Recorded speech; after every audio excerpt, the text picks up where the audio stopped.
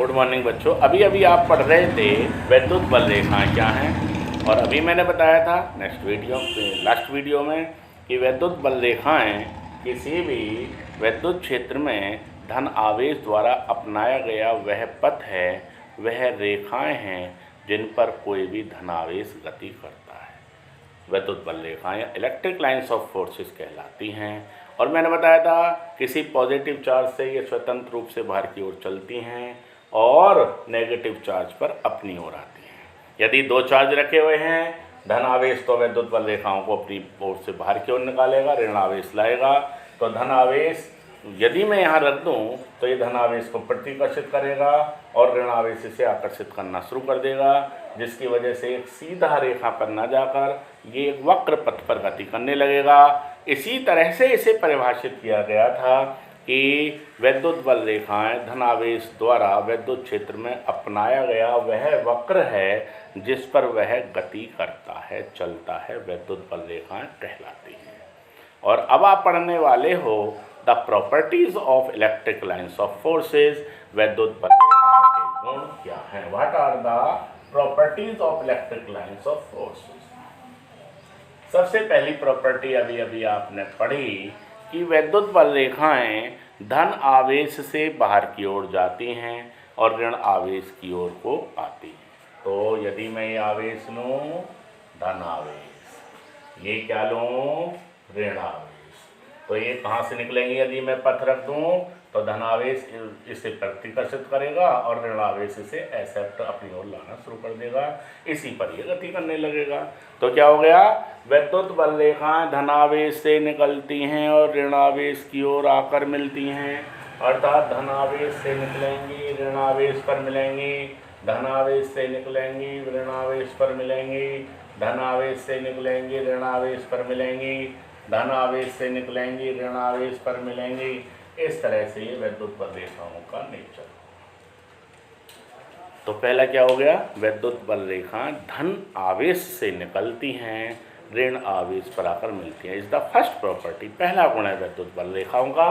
दूसरा है कि यदि हमें पता करना हो कि वैद्युत क्षेत्र की दिशा क्या है, तो उस वैद्युत बल रेखा के किसी भी बिंदु पर स्पर्श रेखा खींच दो।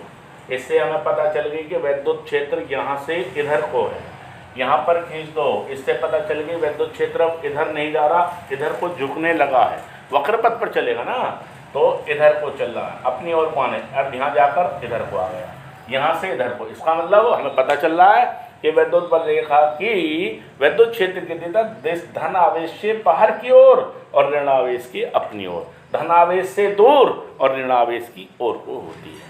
तो क्या पता चला? वैद्युत बल रेखा के किसी भी बिंदु पर खींची गई स्पर्श रेखा, जैसे हमने कहा बिंदु P पर वैद्युत क्षेत्र की दिशा बताओ, तो आप यहाँ पर स्पर्श रेखा, तो आपको पता है इधर से इधर को प्रभावी है वैद्युत क्षेत्र, इधर से यहाँ पहुँचे तो यहाँ इधर को प्रभाव खत्म हो गया, इधर को मुड़ने लगा, यहाँ पहुँचे इधर को, और यहाँ पहुँचते पहुँचते ऋण आवेश में को घुस गया और धन आवेश में से निकला है। तो वैद्युत बल रेखा के किसी बिंदु पर खींची गई स्पर्श रेखा उस बिंदु पर विद्युत क्षेत्र की दिशा को प्रकट करती है। Is the direction of electric field, is the second property of electric lines of forces. मतलब वैद्युत बल रेखाओं का दूसरा गुण। तो पहला गुण क्या? धन आवेश से निकलेंगी ऋण आवेश पर मिलेंगी। दूसरा गुण क्या है?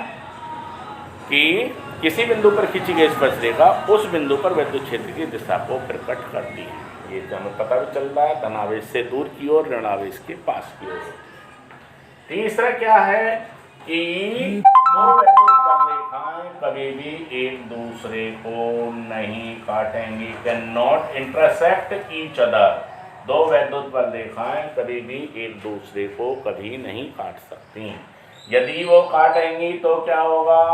वैद्युत क्षेत्र की दो दिशाएं प्रकट होंगी, एक तो ये हो गई और एक ये हो गई, विच इज़ नॉट पॉसिबल, जो संभव नहीं है। वैद्युत क्षेत्र की तो एक ही दिशा होती है, पॉजिटिव टू नेगेटिव। तो कई बार क्वेश्चन आता है दो वैद्युत बल रेखाएं, बोर्ड का क्वेश्चन बनता है भाई two lines electric lines of forces can not intersect each other. दो वैद्युत बल रेखाएं एक दूसरे को क्यों नहीं काट सकती? तो आप लिखोगे दो वैद्युत बल रेखाएं एक दूसरे को नहीं काट सकती, बिकॉज यदि वो एक दूसरे को काटेंगी तो पॉइंट ऑफ इंटरसेक्शन पर, कटान बिंदु पर दो विद्युत क्षेत्र प्रकट होंगे, जिससे विद्युत क्षेत्र की दो दिशाएं होंगी, विच इज़ नॉट पॉसिबल, जो संभव नहीं है, अर्थात असंभव है। क्या है? असंभव है। Is the third property of electric lines of forces. Fourth property क्या है? ये विद्युत बल रेखाएं जब निकलती हैं तो ये फैलने और सिकुड़ने का प्रयास करती हैं। ये पॉजिटिव है, ये यहाँ से तो चली है लेकिन यहाँ से फैलने लगी और ऋणावेश पर आकर इकट्ठी हो गई, यहाँ से चली ऋणावेश पर इकट्ठी हो गई, यहाँ से चली ऋणावेश पर इकट्ठी हो गई। तो यहाँ से तो चली, चलने के बाद ये क्या हुई? फैली, फैलने के बाद फिर ऋणावेश पर इकट्ठी हो गई, सिकुड़ गई। तो ये विद्युत बल रेखा लंबाई में फैलने और सिकुड़ने का प्रयास करती हैं। इसका मतलब होता है कि यहाँ से तो ये चलनी शुरू हुई, निकली, प्रतिकर्षण बल, इकट्ठी हो गई, आकर्षण। इससे आकर्षण और प्रतिकर्षण की घटना का पता चलता है। तो पहला क्या है? धनावेश से निकलेंगी, ऋणावेश पर मिलेंगी। दूसरा क्या है कि विद्युत बल रेखा के किसी बिंदु पर खींची गई स्पर्श रेखा उस बिंदु पर विद्युत क्षेत्र की दिशा को प्रकट करती है। तीसरा क्या है? दो विद्युत बल रेखा एक दूसरे को कभी भी नहीं काट सकती। यदि काटेंगी तो कटान बिंदु पर दो स्पर्श रेखाएं खींची जा सकती हैं, जिससे विद्युत क्षेत्र की दो दिशाएं प्रकट होंगी, विच इज़ नॉट पॉसिबल, जो संभव नहीं है, असंभव है। चौथा क्या है? ये फैलने और सिकुड़ने का प्रयास करती हैं। ये फैलने, जिससे हमें पता चलता है कि यहाँ से प्रतिकर्षण और आकर्षण बल की घटना का। और लास्ट क्या है? जहाँ विद्युत बल रेखाएं पास पास होती हैं, बिल्कुल पास पास, यहाँ से चली पॉजिटिव चार्ज से और फैलनी शुरू हो गई। जहाँ पास पास होती हैं वहाँ विद्युत क्षेत्र की प्रबलता सबसे ज़्यादा होती है, क्योंकि डेंसिटी ज़्यादा होती है। और जहाँ विद्युत बल रेखाएं दूर दूर होती हैं वहाँ पर प्रबलता कम हो। जैसे मैंने कहा ये पॉजिटिव चार्ज है, यहाँ से विद्युत बल रेखाएं पास पास चली, तो यहाँ पर प्रबलता ज़्यादा होगी और यहाँ विद्युत क्षेत्र की प्रबलता क्या होगी? कम होगी। और जहाँ विद्युत बल रेखाएं बिल्कुल एक दूसरे के समान और समांतर होती हैं वहाँ पर विद्युत क्षेत्र एक समान होता है। ऐसा यूनिफॉर्म इलेक्ट्रिक फील्ड। तो पहला क्या है? यदि विद्युत बल रेखा बहुत पास पास हैं, बहुत नज़दीक हैं, तो वहाँ पर विद्युत बल रेखाओं की प्रबलता अधिक होगी। जैसे ही मैंने आवेश लिया, यहाँ से चले, धनावेश से बाहर की ओर चली, तो ये जो मैंने घेरा दिखाया है, यहाँ नज़दीक नज़दीक हैं, यहाँ विद्युत क्षेत्र बहुत ज़्यादा होगा। यहाँ पर दूर दूर होने लगी, यहाँ विद्युत क्षेत्र की ताकत कैसी हो गई? कम। जैसे बल्ब है, बल्ब से किरणें निकली रोशनी की, तो बल्ब के आसपास तो रोशनी ज़्यादा हो गई, जितना दूर जाते चले जाओगे कम होती चली जाएगी। और जहाँ विद्युत बल रेखा बिल्कुल एक दूसरे के, जैसे मैंने टॉर्च में बल्ब लगाया, टॉर्च जलाई, तो टॉर्च से निकलने वाली प्रकाश की किरणें समांतर होती हैं, तो यहाँ पर जो रोशनी होती है बिल्कुल समान होती है। जितना हम दूर चलते चले जाते हैं वो फैलती चली जाती है, तो रोशनी कम होती चली जाती है। तो उसी प्रकार से जहाँ विद्युत बल रेखाएं एक दूसरे के बहुत क्लोज हैं, very close to each other, बहुत नज़दीक हैं, डेंसिटी ज़्यादा है, घनत्व ज़्यादा है, वहाँ पर विद्युत क्षेत्र की जो ताकत है, प्रबलता, वो बहुत अधिक होगी।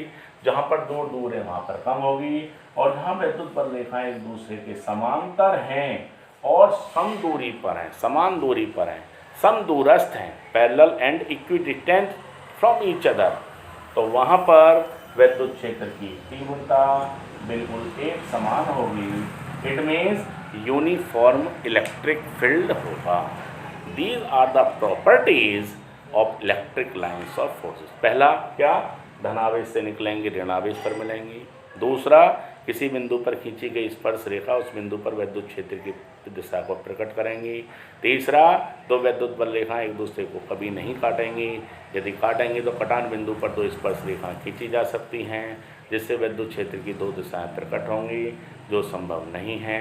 चौथा, ये लंबाई में फैलने और सिकुड़ने का प्रयास करती हैं, जिससे हमें आकर्षण और प्रतिकर्षण बल की घटना का पता चलता है। चौथा नेक्स्ट क्या है कि जहाँ वैद्युत बल नेक्स्ट पॉइंट 5 तो जहाँ पर वैद्युत बल रेखा पास पास होती हैं वहाँ विद्युत क्षेत्र की प्रबलता अधिक, जहाँ दूर दूर होती है वहाँ कम, जहाँ एक दूसरे के समांतर और समान दूरी पर स्थित होती हैं वहाँ एक समान विद्युत क्षेत्र उत्पन्न होता है। ये वैद्युत बल रेखाओं की प्रॉपर्टी है। अब इसके आपको नोट्स ध्यान से पढ़ें। Thank you. नेक्स्ट वीडियो आएगी, अभी आ गया।